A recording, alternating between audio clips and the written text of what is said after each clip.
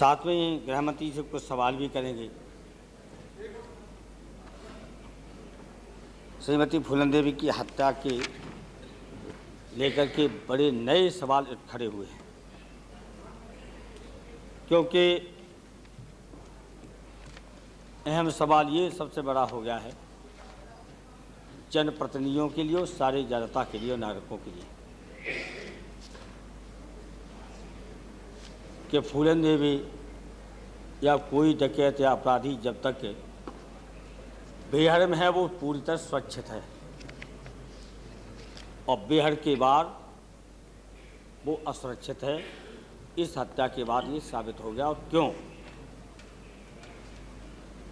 कि फूलन देवी को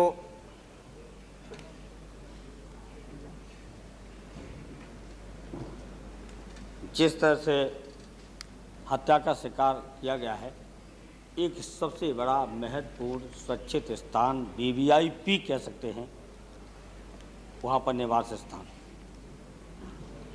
और आपके इस सदन से 1 किलोमीटर नहीं दूरी है, और दिन दहाड़े उन्हीं के दरवाजे पर हत्या करने का दुस्साहस, ये हम सबके लिए खतरे की घंटी है, सबके लिए। और आज जनप्रतिनिधि जितने हैं उनको विशेष इसमें गंभीरता से कोई न कोई रास्ता निकालना चाहिए, उस सही तथ्यों पर जानने की कोशिश भी होनी चाहिए, क्योंकि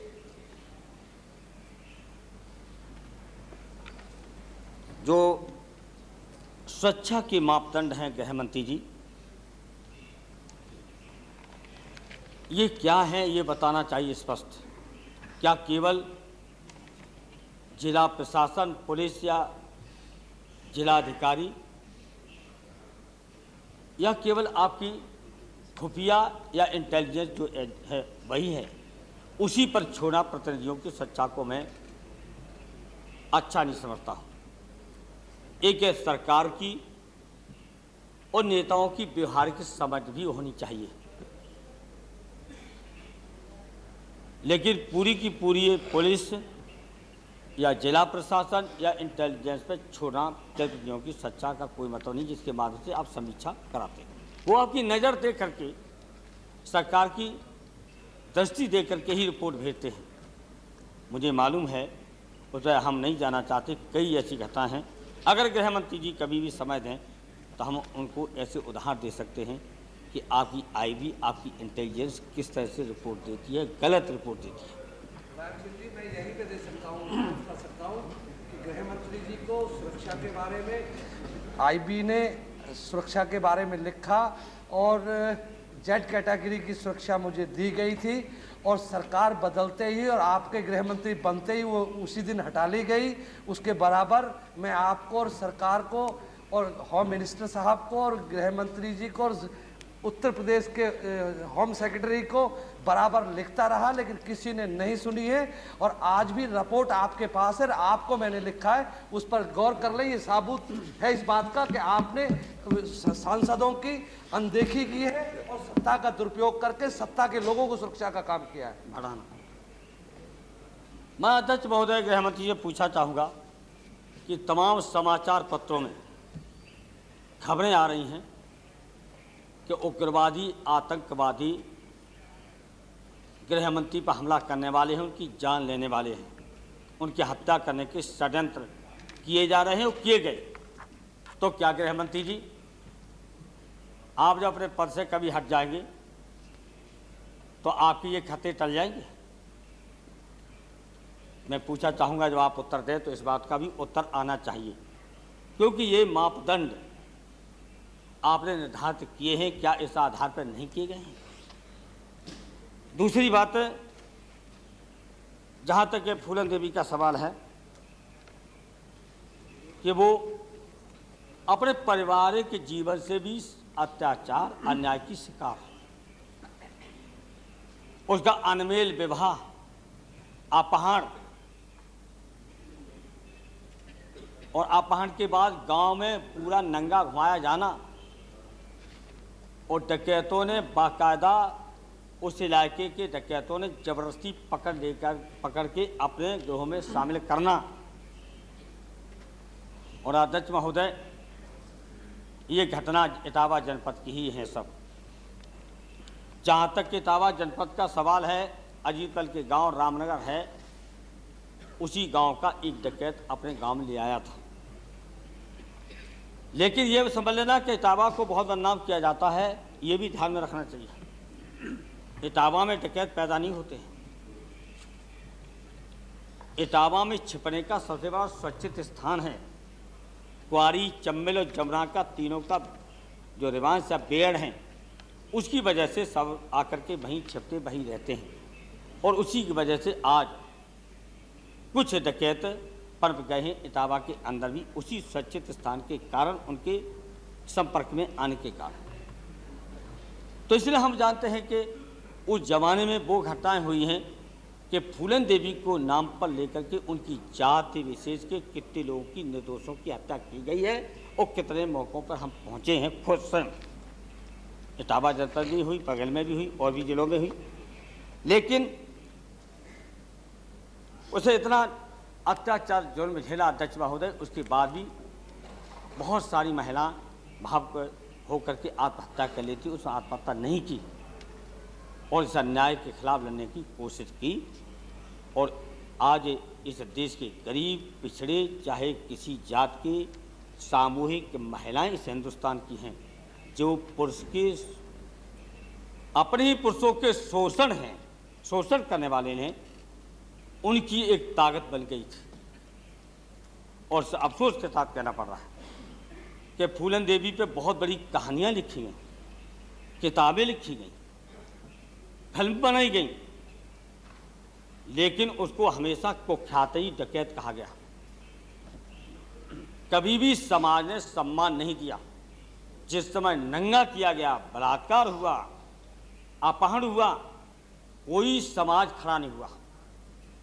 और जब बिना मुकदमा तय किए, बिना सजा तय किए 11 साल जेल में रखा, तो हमने जब रिहा कर दिया तो उसी समाज ने हमको क्या क्या नहीं कहा, राजनीतिज्ञों ने क्या क्या नहीं कहा। और जब इससे बड़े कुख्यात डकैत 33 साल के अंदर ही, नाम नहीं लूँगा, छोड़ दिए गए, और किन लोगों ने छोड़ा है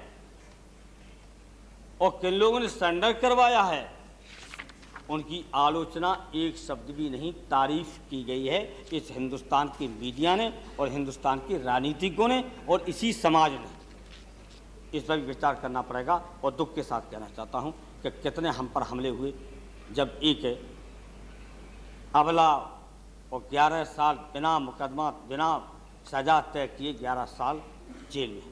और अफसोस के साथ कहना पड़ता है कि 11 साल उसने जेल में रहने के बाद और बेहड़ में अलग रहने के बाद हम लोग 11 साल उसको जिंदा नहीं रख पाए, और जहाँ स्वच्छ स्थान वहाँ नहीं रख पाए। इसे हम आप पूरे सदन के सामने कहना चाहते हैं कि जो आपने आगे कहा है कि राजनीतिकरण की बात कही गई, लेकिन इसे मैंने कहा कि छोटी सी जिंदगी में बहुत बड़े उतार चढ़ाव फूलन देवी ने देखी थी। निर्भीक, सीधी सादी, भोली भाली एक महिला थी और 2 बार लोकसभा में चुनी गई। लेकिन हिंदुस्तान के बाद, आज़ादी के बाद 2 सवाल ऐसे अध्यक्ष जी हैं जो विचारणीय हैं गंभीरता से, पूरे सदन से, पूरे नेताओं से मैं कहना चाहता हूँ। पहला यह है कि संसद चलते, बताइए गृह मंत्री जी, संसद चलते पहला सांसद है जिसकी हत्या की गई स्वच्छ स्थान। वो तब संसद नहीं थी, संसद नहीं चल रही थी।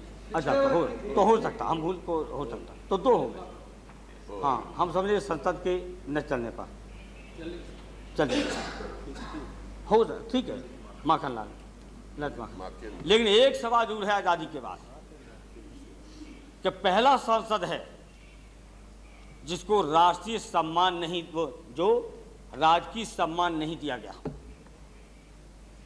गृह मंत्री जी इसको बताएंगे। जब दाह संस्कार हो रहा था, जिला प्रशासन पूरी तरीके से राजकीय सम्मान देने के तैयार खड़ा था, और पता अब चला है कल कि अफसरों ने जब मुख्यमंत्री के सचिवालय को पूछा तो कह दिया कोई राजकीय सम्मान नहीं दिया जाएगा। आज तक कोई भी विधायक, भूतपूर्व विधायक, क्योंकि पिछड़े वर्ग की महिला थी इसलिए नहीं दिया गया। ये मानसिकता जो भी हो बताएंगे गृह मंत्री जी।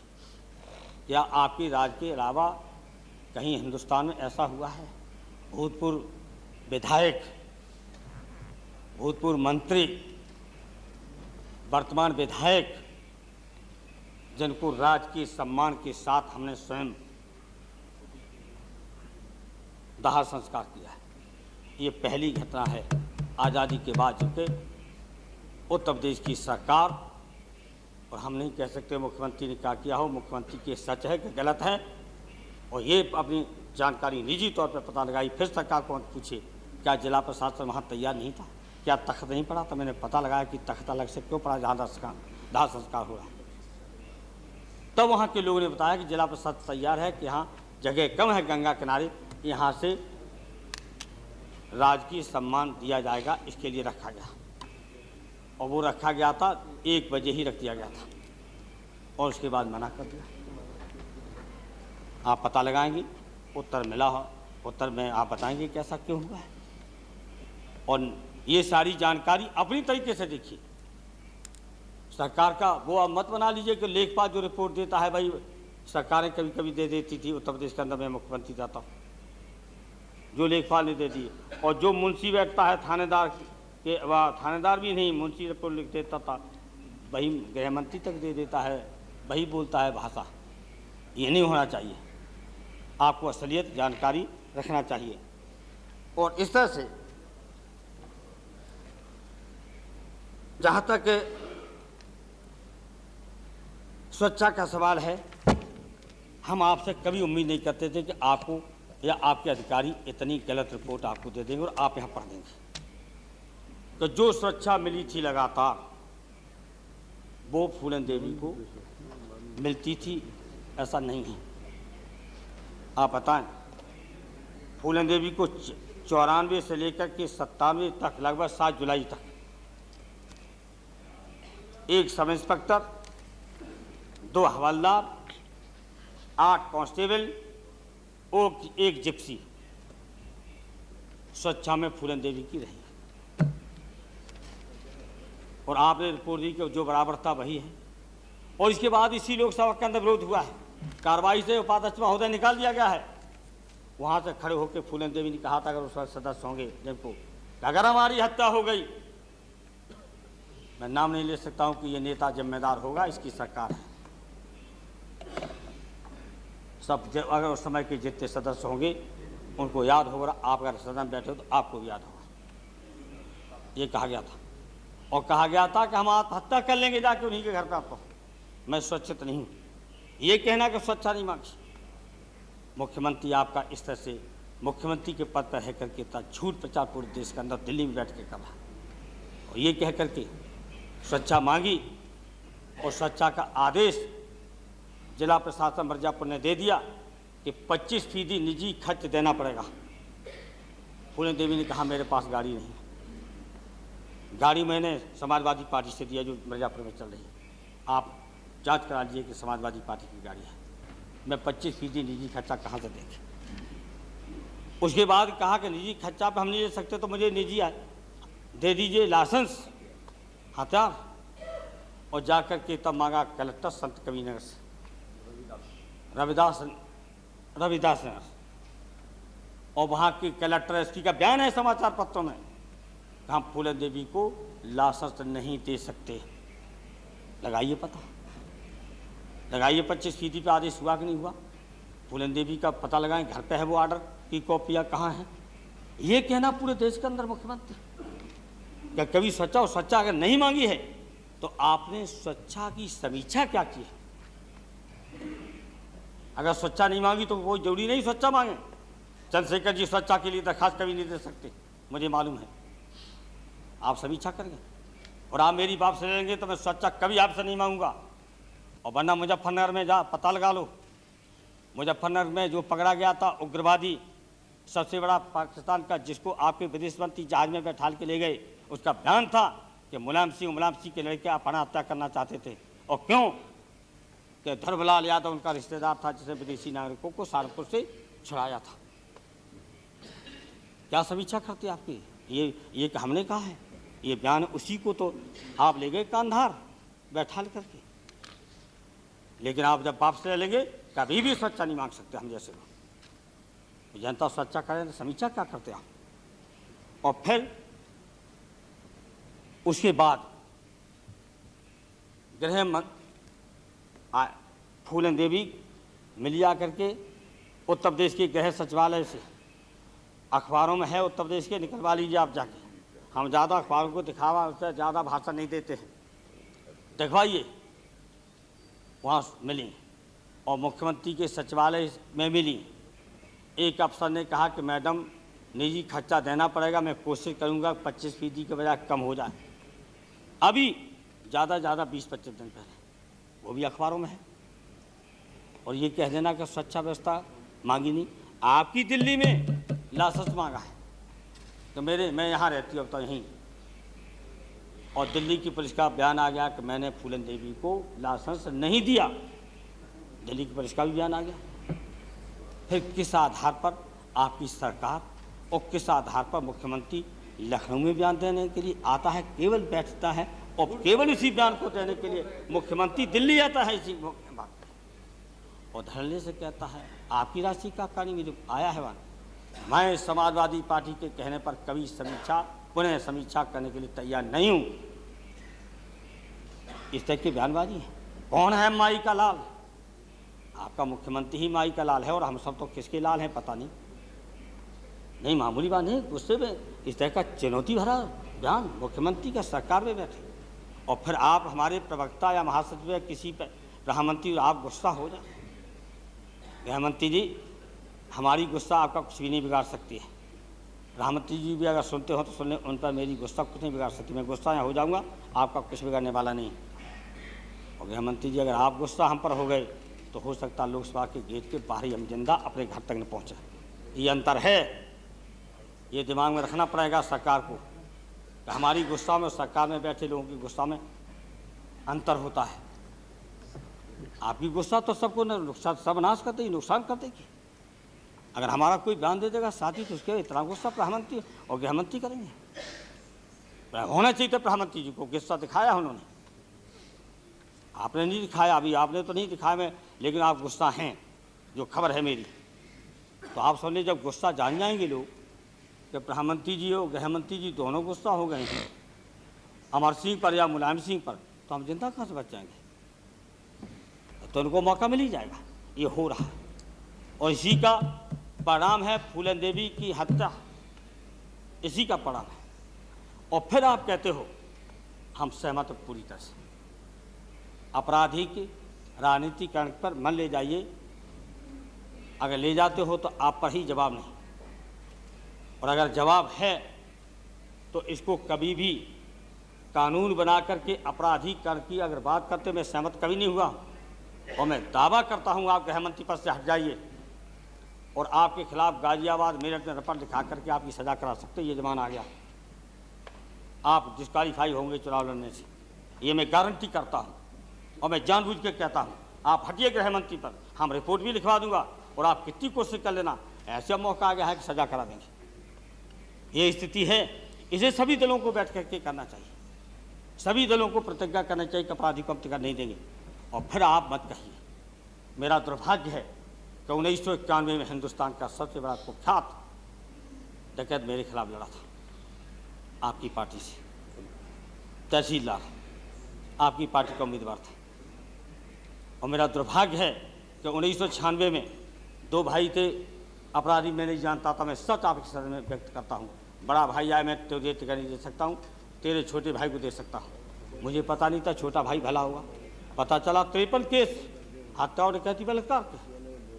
मैंने MLA हो गया तो पार्टी से निकाल दिया, आपकी पार्टी ने तुरंत उसको ले लिया और पार्टी में लेकर के मेरा दुर्भाग्य है सदन उपाध्यक्ष जी कि भाई सबसे बड़ा माफिया मेरे खिलाफ मैनपुरी में लड़ाया समाज भारतीय जनता पार्टी ने। मेरा तो दुर्भाग्य, नाम नहीं लूँगा, कितने कितने और उनके नाम नहीं लूँगा। आप और जान जाइए कि मेरा दुर्भाग्य जब मैं लड़ता हूँ तब भारतीय जनता पार्टी सबसे कुख्यात अपराधी को ही मेरे सामने ढूंढ के लाती है और लड़ाती है। और इसीलिए हम लड़ते हैं कि अपराधी का अगर मुकाबला किया जाएगा चुनाव के अंदर खड़े होकर कोई उम्मीदवार, तो जनता अपराधी को वोट नहीं देगी। और मैंने सिद्ध कर दिया, जमानतें जब्त हुई हैं। जमानत जब्त हुई थी आपके तहसीलदार की उस जमाने में जब आपका मुख्यमंत्री मुझे हराने में जुटा हुआ था, आपका डीजीपी जुटा हुआ था और चैलेंज करके गया था। ये सब कार्यकर्ता बैठे जिनको जेल भेज दिया था, 5000 लोगों को जेल भेजा था। चंद्रशेखर जी मौके पर गए थे, चंद्रशेखर जी ने उठाया था सवाल, 5000 जेल में। उसके बाद भी अपराधी की जमानत जब्त। ऐसा नहीं है कि अपराधी को जनता वोट देना चाहती है।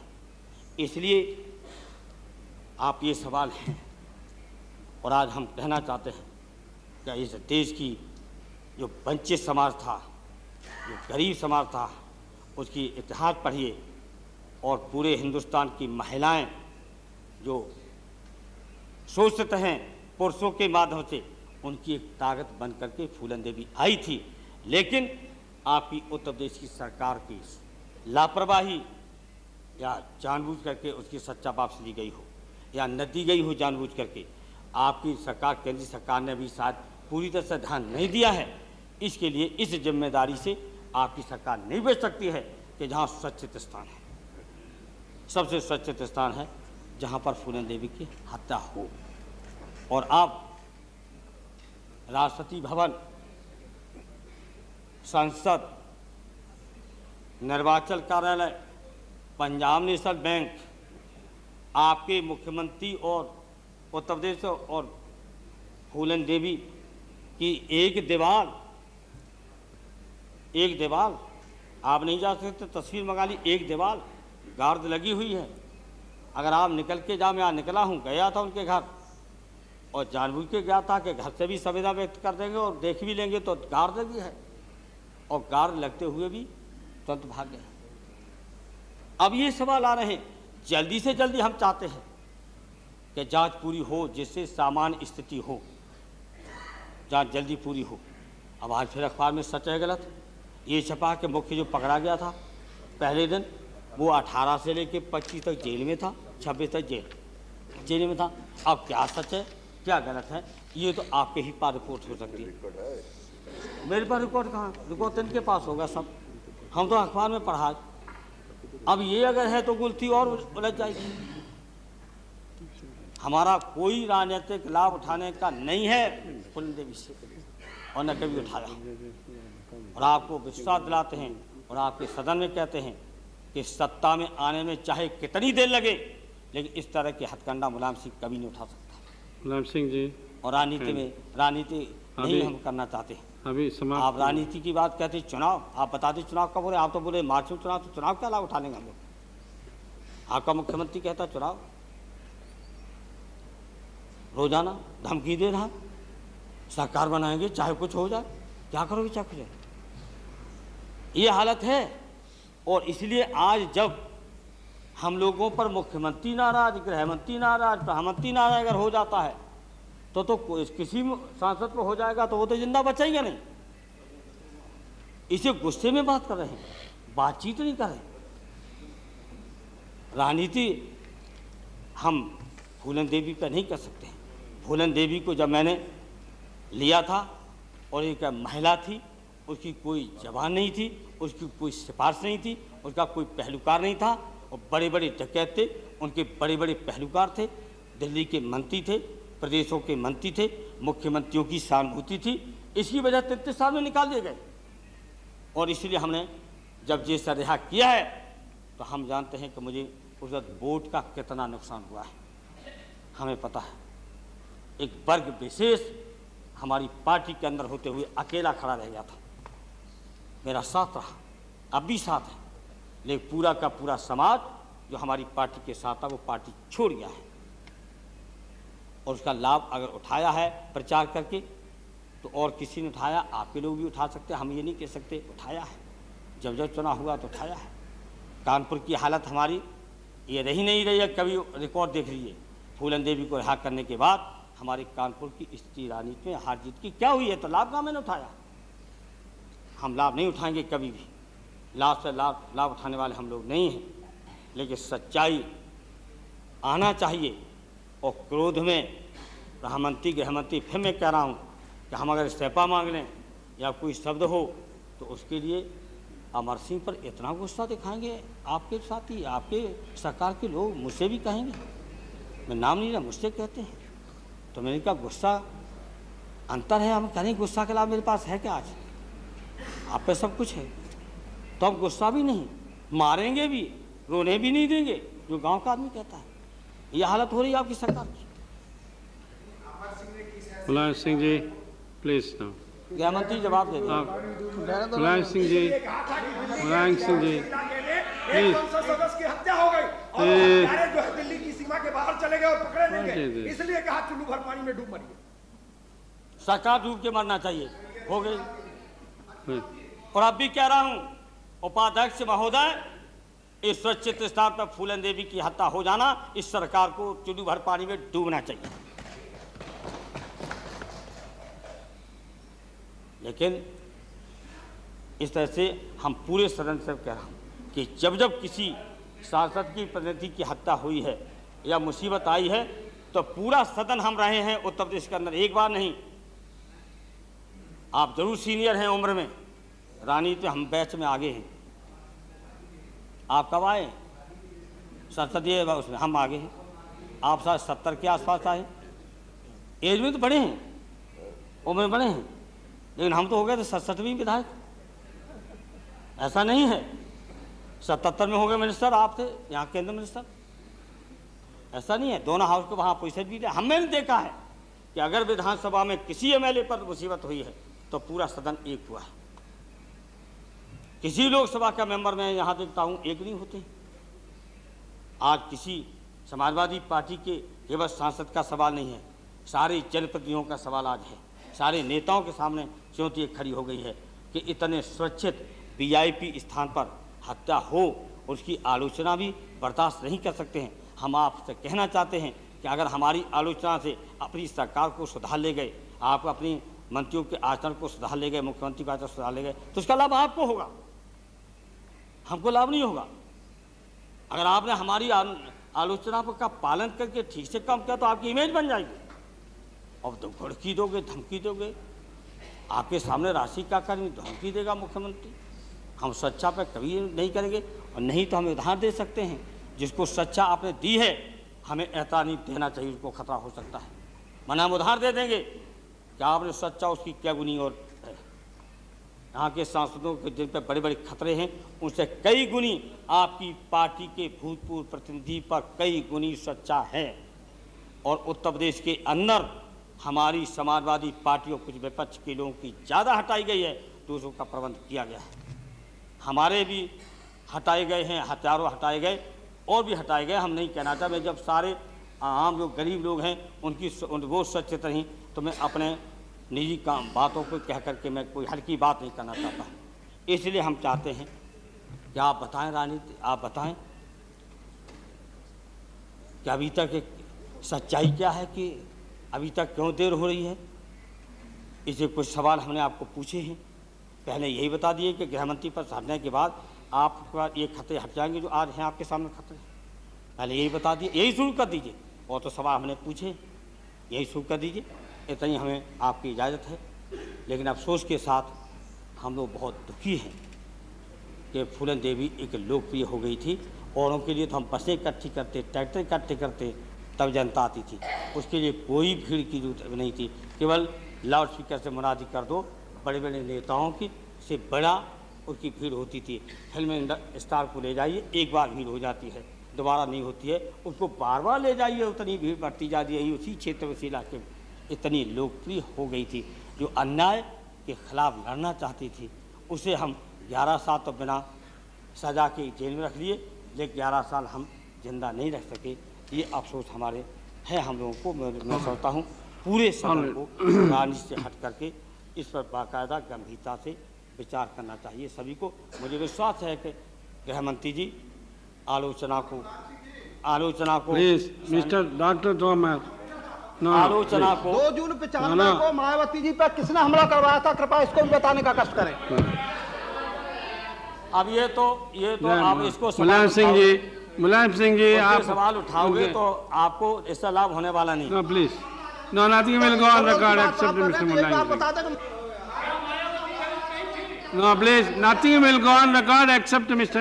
Mulayam Singh. मैं तो जानता था, हम तो जानते No, थे please. आपके गृहमंत्री जी, हम Mr. जानते हैं Swain. आपकी पार्टी के लोगों की मानसिकता क्या है, Mr. Karbala हम जानते हैं। Swain, Dr. हमें Thomas, खबर नहीं है, तो इसलिए उपाध्यक्ष महोदय Dr. Swain. मर हम गए थे अब भी क्या? कहना चाहते पूरे सदन से कि फूलन देवी की हत्या को गंभीरता से सभी के, तोमर साहब से लेकर के सभी इसको गंभीरता से लेंगे।